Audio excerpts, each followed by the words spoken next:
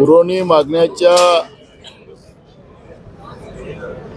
चर्चेअंती आज सरकारच्या वतीनं शेतकऱ्यांच्या कर्जमाफीच्या बद्दलचं काही स्पष्टीकरण येईल असं आम्हाला सगळ्यांना वाटत होतं।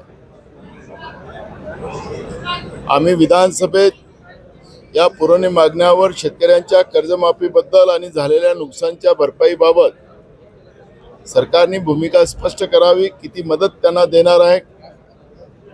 पण सरकारने आपल्याला जो आपण पाहिलं असेल की या पुरवणी मागण्यांच्या पुस्तकामध्ये 146 कोटी रुपये त्यांच्या VIP प्रवास खर्चासाठी राखून ठेवले।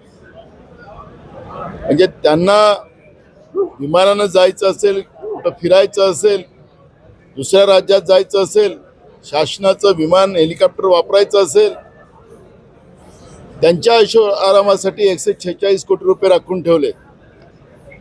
पण एकीकडे रोज शेतकऱ्यांच्या 8 आत्महत्या होत असताना शेतकऱ्यांसाठी यांच्याजवळ पैसे नाहीत, शेतकऱ्यांना आम्ही मदत करणार नाही, अशा पद्धतीचं कृत्य आपल्याला पाहायला मिळालेलं आहे। या अधिवेशनामध्ये शेतकऱ्यांच्या तोंडाला पानं पुसली, शेतकऱ्यांचा विश्वासघात महायुतीच्या सरकारने केलेला आहे। या पद्धतीची भूमिका आमची आहे।